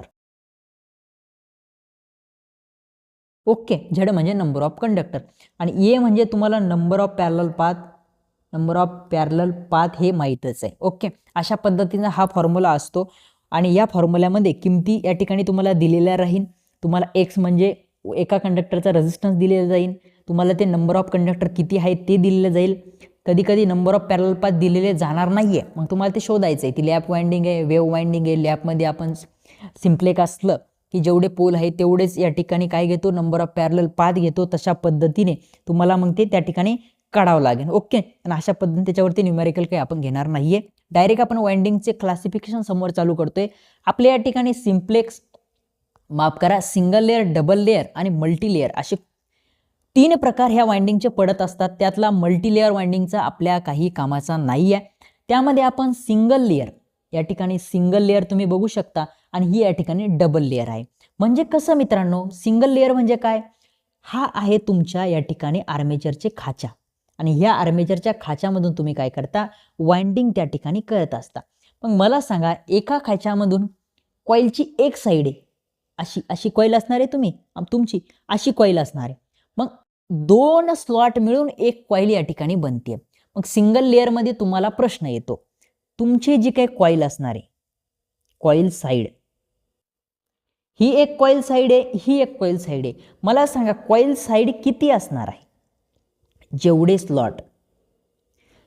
स्लॉट असणार आहे तेवढ्या तुमच्या कॉइल साईड असणार. एक्झाम्पल, तुमचे स्लॉट आहे 10, मग तुमच्या कॉइलच्या साईड किती असणार आहे, या ठिकाणी 10 असणार आहे. पण मला सांगा कॉइल किती असेल, तर कधी लक्षात ठेवा, कॉइल साईडच्या, ह्या कॉइल साईडच्या अर्ध्या असणार आहे. काय, अर्ध्या असणार आहे. मग इथे तुम्हाला जर विचारलं कॉइल किती असणार आहे, तर मग कॉइल किती असणार आहे राजा, या ठिकाणी ज्या की तुमच्या कॉइल साईड असणार आहे त्या कॉइल साईडच्या अर्ध्या. मला सांगा, आता इथे काय केलंय मी, 10 काय केले, स्लॉट केले. जर 10 स्लॉट असले तर कॉइल साईड किती असणार आहे, 10 असणार आहे. मग 10 कॉइल साईड असल्या तर या ठिकाणी कॉइल किती असणार आहे, त्याला भागिले 2 करून या ठिकाणी तुमच्या टोटल कॉइल असणार आहे 5. किती असणार आहे टोटल कॉइल, 5.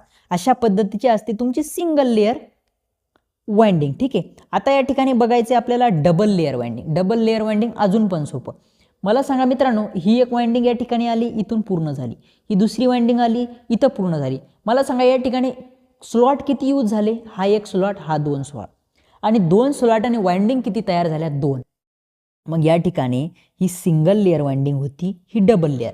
डबल लेअरमध्ये लक्षात ठेवा, स्लॉटची किंमत, डबल लेअर चाललं होतं आपलं. डबल लेअरमध्ये कसं असणार, मग या ठिकाणी एक स्लॉट, 2 स्लॉट, 2 स्लॉट मिळून किती कॉइल तयार झाल्या, 2 कॉइल तयार झाल्या. मग जेवढे काही ते स्लॉट असणार आहे तेवढ्याच कॉइल असणार आहे. ओके, मग या ठिकाणी तुमचं कोणत्याही प्रकारचं कन्फ्युजन नाही आहे डबल लेअर वाइंडिंगमध्ये, ते तुम्हाला या ठिकाणी कळालं आहे. ओके, आता पुढं आपण बघणार आहे पिच. इंटरपोल पण राहिलं आहे आपलं, फुल पिच वाइंडिंग राहिलं आहे आणि एक शॉर्ट पिच वाइंडिंग. इथे झालं की आपण एवढं झालं की हे स्टॉप करणार आहे. कोणतं, हे वाला लेक्चर आपलं. ठीक आहे, समोर बघूया वाइंडिंगचं हे झालंय आपलं. आपल्याला इंटरपोल बघायचं आहे. आता काय बघायचं आहे, सगळ्यात पहिले आपल्याला इंटरपोल. मित्रांनो, या ठिकाणी आर्मेचर रिॲक्शन तुम्हाला समोर मी शिकवणार आहे. आर्मेचर रिॲक्शन बघताना त्या ठिकाणी तुम्हाला त्यानंतर कम्युटेशन पण बघायचं आहे. तर आर्मेचर रिॲक्शन कमी करण्यासाठी तुम्ही जे काही घटक वापरता त्याला तुम्ही इंटरपोल म्हणता. मग आर्मेचर रिॲक्शन कमी करण्यासाठी तुम्ही नुसते इंटरपोलच नाही वापरत, तर त्या ठिकाणी कंपेन्सेटिंग वाइंडिंग पण वापरता. ओके, ती वाइंडिंग पण तुम्हाला मी सांगितली पाठीमागं, ती वाइंडिंग वापरता त्या ठिकाणी आर्मेचर रिॲक्शन कमी करण्यासाठी. तुमचा इंटरपोल पण कशासाठी वापरता? आर्मेचर रिॲक्शन कमी करण्यासाठी. ठीक आहे, आर्मेचर रिॲक्शन कमी करण्यासाठी आपण याचा यूज करतो. आता इंटरपोल आहे, मला सांगा, हा तुमचा मेन पोल आहे, हा पाठीमागचा इंटरपोल आहे, बरोबर आहे की नाही? हा तुमचा मेन पोल आहे, हा त्याच्या पाठीमागचा इंटरपोल आहे. जे काही मॅग्नेटिक या ठिकाणी पोल आहे याचं नाव काय? N pole. तर या पोलला या ठिकाणी कोणतं मॅग्नेटिक फील्ड त्या ठिकाणी भेटणार आहे? एन पोलची. त्याच्या पाठीमागची. हा एस पोल आहे, तर त्याच्या पाठीमागच्या पोलला कोणती मॅग्नेटिक फील्ड भेटणार आहे? त्याच्या इथं एन लिहिलं मी, इथं एस पोलची. तर हे असं या ठिकाणी जो काही तुमचा जनरेटर आहे मित्रांनो, त्याच्या इंटरपोलला त्याच्या समोरच्या पोलची मॅग्नेटिक फील्ड त्या ठिकाणी भेटते. तेच जर तुमच्या मोटर असेल तर त्याच्या पोलला काय, त्याच्या इंटरपोलला या त्याच्या समोरच्या पोलची नाही तर त्याच्या पाठीमागच्या पोलची या ठिकाणी काय भेटते? मॅग्नेटिक फील्ड त्या ठिकाणी. जनरेटरमध्ये पाठीमागचा आणि मोटरमध्ये समोरचा. या ठिकाणी बघा, जनरेटरमध्ये पाठीमागचा आणि हे बघा, जनरेटरमध्ये पाठीमागचा आणि मोटरमध्ये समोरचा. ओके, इथपर्यंत तुम्हाला कळालं. मग जनरेटरमध्ये इंटरपोलला पाठीमागच्या पोलची मॅग्नेटिक फील्ड भेटते आणि मोटरमध्ये त्याच्या समोरचं. या ठिकाणी बघा, या ठिकाणी मोटरमध्ये समोरचं काहीच गरज नाही तुम्हाला याची, मी परत तुम्हाला समोर या ठिकाणी सांगणार आहे, तिथे या ठिकाणी परिपूर्ण सांगेल. माझंही कन्फ्युजन होते तुम्हाला परत सांगण्यामध्ये. ओके, तर पुढे मी तुम्हाला अजून काय करीन डिटेलमध्ये सांगेन. ओके, मग या ठिकाणी याला कटच करूया. ठीक आहे, बघा, छोट्या मशीनसाठी इंटरपोलला त्या ठिकाणी आर्मेचर रिॲक्शन कमी करण्यासाठी वापरल्या जातं. तेच जर मोठं मशीन असेल तर त्या ठिकाणी कंपेन्सेटिंग वाइंडिंग त्या ठिकाणी वापरली जाते. ओके, आता डीसी मशीनमध्ये जो इंटरपोल आहे त्याला पुढील मेन पोलची पोलॅरिटी भेटते. आता या ठिकाणी नोट्स पण या ठिकाणी मी याचं कन्फ्युजन होतं म्हणून समोर ठेवली होती. बघा, जो डीसी जनरेटर आहे त्याच्या इंटरपोलला पुढील मेन पोलची पोलॅरिटी, मी जे सांगितलं होतं ते बरोबर होतं. हा इंटरपोल आहे, याला या पोलची पोलॅरिटी भेटणार. आता हा आहे, याला याच्या समोरच्या पोलची पोलॅरिटी, हा आहे, याला याच्या समोरची पोलॅरिटी, हा आहे, याला याच्या समोरची पोलॅरिटी, असं जनरेटरमध्ये असतं. पण मोटरमध्ये काय आहे, याला त्याच्या पाठीमागची भेटणार, याला त्याच्या पाठीमागची, याला त्याच्या पाठीमागची, असं आहे.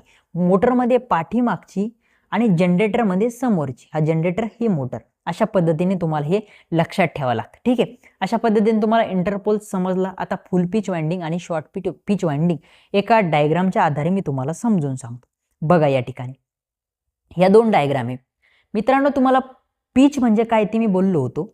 दोन पोलमधील जे काही अंतर असतं ते 180 डिग्री त्या ठिकाणी असतं आणि ते पूर्ण अंतर जर तुमच्या कॉइलने कंप्लीट केलं असेल, काय पूर्ण अंतर जर कॉइलने कंप्लीट घेतलं असेल तर त्याला म्हणतात फुल पिच वाइंडिंग. त्याला काय म्हणतात? फुल पिच वाइंडिंग. आणि जर ते कमी घेतलेलं असेल, 180 पेक्षा कमी मध्ये ती जर वाइंडिंग असेल तर तिला तुम्ही म्हणता शॉर्ट पिच वाइंडिंग. मग कशाला फुल पिच वाइंडिंग म्हणते आणि कशाला शॉर्ट पिच वाइंडिंग म्हणते हे तुम्हाला कळालं. त्या कॉइलमधील अंतर, आता फुल पिचचं कॉइलमधील अंतर 180 डिग्री. ओके, आता या ठिकाणी जो कॉइल जास्त आहे म्हणजे त्या ठिकाणी ती फ्लक्स कट कसे करणार? जास्त करणार आहे, म्हणून त्या ठिकाणी EMF जो बनणार आहे तो पण त्या ठिकाणी जास्त बनणार आहे. ओके, आणि या ठिकाणी कॉइल स्पॅन फॅक्टर जो असतो KC ने दर्शवतात, तो 1 असणार आहे. 1 फुल पिचसाठी तो 1 असतो आणि शॉर्ट पिचसाठी तो 1 पेक्षा कमी असतो राजा. ते मी तुम्हाला ते सांगायच्या वेळेस त्या ठिकाणी सांगणार आहे. ओके, मग फुल पिचचं तुम्हाला कळालं, फुल पिचचं एवढं कळालं. आता KCचा फॉर्म्युला असतो बघा, तो तुम्हाला मी लिहून देतो. EMF generated in short pitch, EMF generated in short pitch भागिले काय? EMF generated in full pitch. हे दोन्ही जे फॉर्म्युले आहे शॉर्ट पिच मध्ये आणि फुल पिच मध्ये, जो KCचा फॉर्म्युला आहे तो सेम असणार आहे. ओके, आता पोल पिच एवढीच किंवा जास्तही असू शकते. ही वाइंडिंग जी आहे ना ती पोल पिच एवढी असू शकते किंवा त्यापेक्षा जास्तही असू शकते, त्यामध्ये काही हे नाही आहे. इथे फुल पिच वाइंडिंग तुम्हाला चांगल्या पद्धतीने कळाली. आता हेच कट करून मी या ठिकाणी तुम्हाला शॉर्ट पिच वाइंडिंग सांगतो. हे बघा या ठिकाणी केसीचा फॉर्म्युला तेवढा ठेवतोय बघा, हा फॉर्म्युला सेम असणार आहे तिकडे सुद्धा. ठीक आहे, याला या ठिकाणी ठेवतो मी, याला सगळ्याला कट करून टाकतो.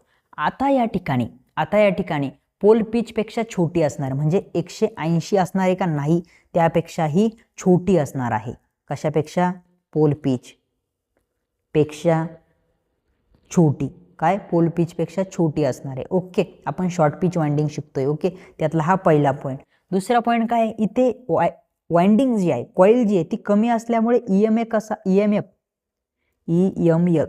कसा असणार आहे राजाओ? कमी असणार आहे.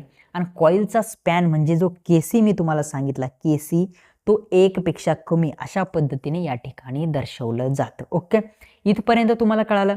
आता जो काही एवढा पॉईंट आपण या ठिकाणी सांगितला त्यामध्ये काही काही पॉईंट आपले सांगता विसरतात. ओके, आता तुम्हाला मेन फील्ड वाइंडिंग तुम्हाला शिकवली. ते मेन फील्ड जी आहे तुमची, मेन फील्ड, या मेन फील्डची जे काही फ्लक्स आहे ना मित्रांनो, त्या फ्लक्सचा शेप तुम्हाला पेपरला विचारला जातो. तर त्याचा शेप जो असतो तो फ्लॅट टॉप और ट्रायपॉइझॉइडल असतो. FLAT, फ्लॅट टॉप्ड, किंवा म्हणजे ऑर मध्ये त्याला ट्रॅपेझॉइडल म्हणतात, ट्रॅपेझॉइडल. ओके, हे त्या ठिकाणी पेपरला आलेलं आहे. त्यानंतर जो तुमची फील्ड वाइंडिंग असते त्यामधून जो करंट वाहतो तो DC करंट असतो, तो 110 ते 220च्या दरम्यान असतो. ओके, त्यानंतर फील्ड वाइंडिंग जी तुमची आहे मित्रांनो ती कशावरती आहे ती तर तुम्हाला सांगितलंच. त्यानंतर एक असतो जे तुमचं लॅमिनेशन असतं. लॅमिनेशन त्याची साईज मी पाठीमागे बोललो तुम्हाला, परत सांगतो. 0.5 mm प्रत्येक ठिकाणी वेगवेगळी दिलेली आहे. कुठे कुठे असंही 0.35 mm टू 0.50 mm असं दिलेलं आहे, त्यामुळे कन्फ्यूज होऊ नका. आता आर्मेचरची वाइंडिंग जी आहे तो वेव्हफॉर्म जो असतो आर्मेचर वाइंडिंगचा, तुम्हाला कशाचा सांगितला मी आता? मेन फील्ड वाइंडिंगचा सांगितला. ओके, आता वरती सांगतो तुम्हाला इथे, एकच मिनिट. आर्मेचर वाइंडिंगचा जो काही शेप असतो, आर्मेचर वाइंडिंगचा वेव्हफॉर्मचा जो काही शेप असतो तो असतो ट्रँग्युलर शेप. ओके, अशा पद्धतीने या ठिकाणी आपलं आजचं सेशन संपलेलं आहे. समोर आपण या ठिकाणी आर्मेचर रिॲक्शन, कम्युटेशन वगैरे वगैरे बाकी गोष्टी घेणार होतो, पण बस झालं 1.5 तासाचं सेशन. उद्याच्या सेशनमध्ये आपण त्या बाकीच्या गोष्टी त्या ठिकाणी कव्हर करूया. ओके, आवडलं तर नक्कीच सेशनला लाईक करा. तुम्ही जर नवीन असेल तर चॅनलला सबस्क्राईब करून ठेवा. ओके, आणि आपल्या जे ॲप्लिकेशन आहे त्यावरती ही बॅच पूर्ण आपण अवेलेबल करून देतोय. ओके, त्या चॅनलचं, त्या ॲप्लिकेशनचं जे नाव आहे आपलं ते आपल्या यूट्यूब चॅनलचं सेम नाव आहे, टेक्निकल यूट्यूबवाला. नक्कीच आपलं जाऊन ॲप्लिकेशन डाउनलोड करा. ओके, तर या ठिकाणी आपण आजच्या सेशनला स्टॉप करूया आणि भेटूया उद्याच्या सेशनमध्ये पुन्हा एकदा. Thank you so much.